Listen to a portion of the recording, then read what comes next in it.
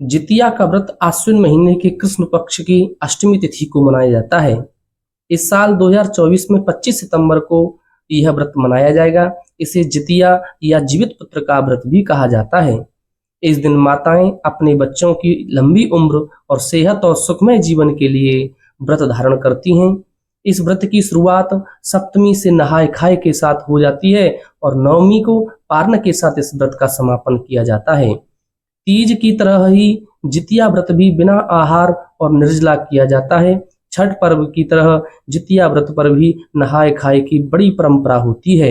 यह व्रत 3 दिन तक मनाया जाता है। सप्तमी तिथि को नहाय खाए के बाद अष्टमी तिथि को महिलाएं बच्चों की समृद्धि और उन्नति के लिए निर्जला व्रत धारण करती हैं।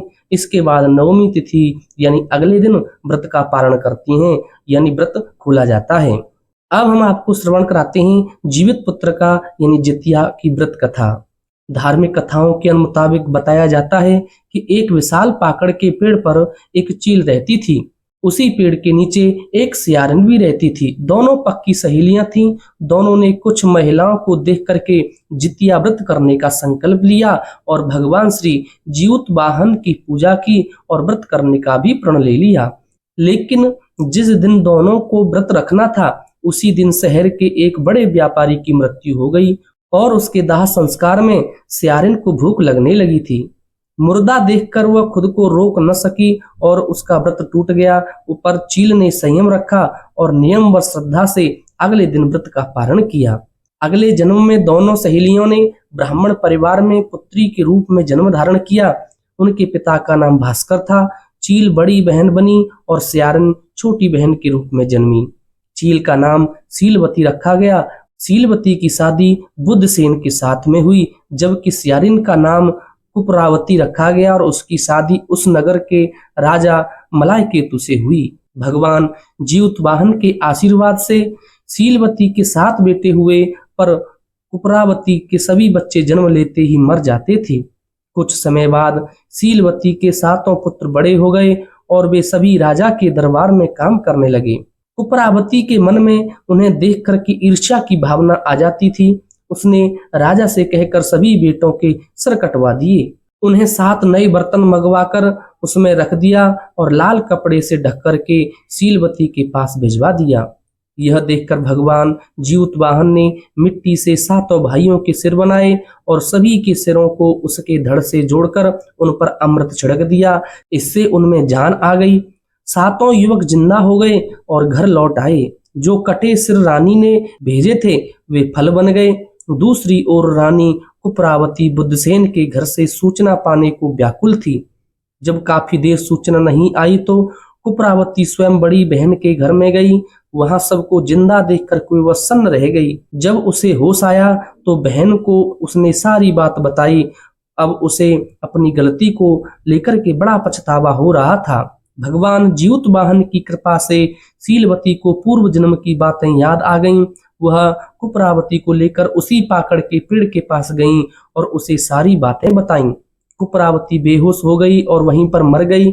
जब राजा को इसकी खबर मिली तो उन्होंने उसी जगह पर जाकर के पाकड़ के पेड़ के नीचे कुपरावती का दाह संस्कार कर दिया था। अब हम जीवित पुत्रिका से संबंधित एक व्रत कथा और आपको श्रवण कराते हैं। गंधर्वों के राजकुमार का नाम जीमुतवाहन था। वे बड़े उदार और परोपकारी थे। जीमुतवाहन के पिता ने वृद्धावस्था में वानप्रस्थ आश्रम में जाते हुए इनको राज सिंहासन पर बिठाया, किंतु इनका मन राजपाट में नहीं लगता था। वह राज्य का भार अपने भाइयों पर छोड़ करके स्वयं वन में पिता की सेवा करने चले गए। वन में ही जीमुतवाहन को मलयावती नामक राजकन्या से भेंट हुई और दोनों में प्रेम हो गया। एक दिन जब वन में भ्रमण करते हुए जीमुतवाहन काफी आगे चले गए तब उन्हें एक वृद्धा विलाप करते हुए दिखाई दी। पूछने पर वृद्धा ने रोते हुए बताया, मैं नाग वंश की स्त्री हूँ। मुझे एक ही पुत्र है। पक्षीराज गरुण के कोप से मुक्ति दिलाने के लिए नागों ने यह व्यवस्था की है कि वे गरुण को प्रतिदिन भक्षण करने हेतु एक युवा नाग सौंपते हैं। आज मेरे पुत्र शंखचूड़ की बलि का दिन है। आज मेरे पुत्र के जीवन पर संकट है और थोड़ी देर बाद मैं पुत्र विहीन हो जाऊंगी। एक स्त्री के लिए इससे बड़ा दुख और क्या हो सकता है कि उससे जीते जी उसका पुत्र न रहे। जीमूतवाहन को यह सब सुनकर के बड़ा दुख हुआ। उन्होंने उस वृद्धा माँ को आश्वासन देते हुए कहा कि डरो मत, मैं तुम्हारे पुत्र के प्राणों की रक्षा अवश्य करूंगा। आज उसके स्थान पर स्वयं मैं अपने आप को उसके लाल कपड़े में ढक करके बंद शिला पर लेटूंगा, और ताकि गरुड़ मुझे आकर के खा जाए, पर तुम्हारा पुत्र अवश्य बच जाएगा। इतना कह करके जीमूतवाहन ने शंखचूड़ के हाथ से लाल कपड़ा ले लिया और उसे वे लपेट करके गरुड़ को बलि देने के लिए चुनी गई बंद शिला पर लेट गई। नियत समय पर गरुड़ बड़े वेग से आए और वे लाल कपड़े से ढके जीमूतवाहन को पंजे में दबोच करके पहाड़ के शिखर पर जाकर के बैठ गई।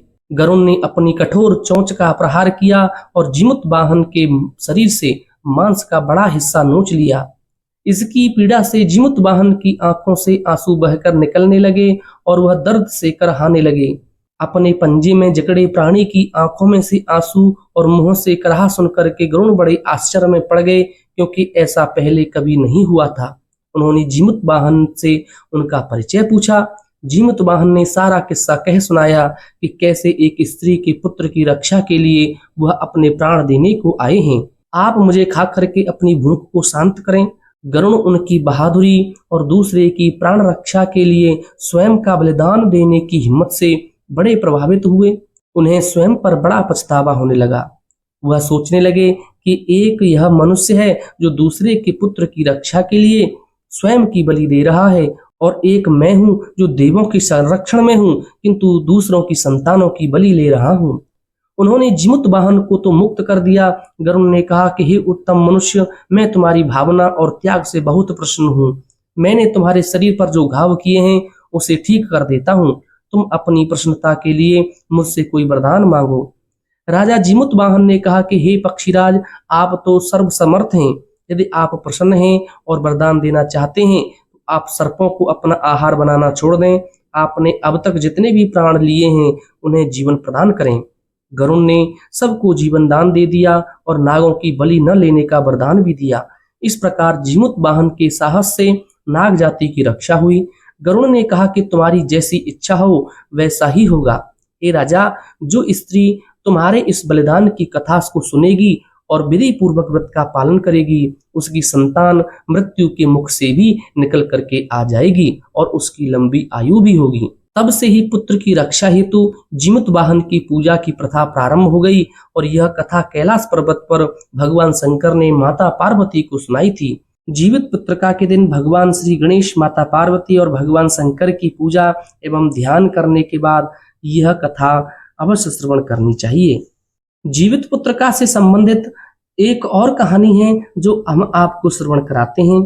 महाभारत युद्ध के बाद अपने पिता की मृत्यु के बाद अश्वत्थामा बहुत ही नाराज था और उसके अंदर बदले की आग बड़ी तीव्र थी, जिस कारण उसने पांडवों के शिविर में घुस करके सोते हुए 5 लोगों को पांडव समझ कर के मार डाला था। लेकिन वे सभी द्रौपदी के 5 पुत्र थे। उसके इस अपराध के कारण उसे अर्जुन ने बंदी बना लिया और उसकी दिव्य मणि जो मस्तिष्क में लगी हुई थी, जिसके फलस्वरूप अश्वत्थामा ने उत्तरा के अजन्मी संतान को गर्भ में मारने के लिए ब्रह्मास्त्र का प्रयोग किया, जिसे निष्फल करना नामुमकिन था। उत्तरा की संतान का जन्म लेना आवश्यक था, जिस कारण भगवान श्री कृष्ण ने अपने सभी पुण्यों का फल उत्तरा की अजन्मी संतान को दे करके उसके गर्भ में पुनः जीवित कर दिया। गर्भ में मरकर जीवित होने के कारण इसका नाम जीवित पुत्र का भी पड़ा है और आगे जाकर के यही राजा परीक्षित बने। तभी से यह व्रत को किया जाने लगा है। अब हम आपको श्रवण कराते हैं जीवित पुत्र का व्रत को धारण करने की जो विधि है वह किस प्रकार से आपको पूजा करनी चाहिए। प्रातः काल आप जल्दी उठकर के स्नान करने के बाद भगवान श्री सूर्य नारायण की प्रतिमा को स्नान कराएं। मिट्टी और गाय के गोबर से चील व स्यारिन की मूर्ति बनाएं। इसके बाद धूप दीप आदि से आरती करें और भोग भी लगाएं। कुशा से बनी जीमूतवाहन की प्रतिमा को धूप दीप चावल पुष्प आदि अर्पित करें। इस व्रत के पारण के बाद महिलाएं जितिया का लाल रंग का धागा गले में पहनती हैं। व्रती महिलाएं जितिया का लॉकेट भी धारण करती हैं। विधि विधान के साथ में पूजा करें। व्रत की कथा को तो अवश्य ही श्रवण करें। पूजा के दौरान सरसों का तेल और खल चढ़ाया जाता है। व्रत पारण के बाद दान आदि अवश्य करें। ऐसी मान्यता है कि जो महिलाएं जितिया व्रत को रखती हैं उनके बच्चों के जीवन में सुख शांति बनी रहती है और उन्हें संतान वियोग कभी नहीं सहन करना पड़ता। इस दिन महिलाएं पितरों का भी पूजन करती हैं और अपने पुत्र की लंबी आयु की कामना भी करती हैं।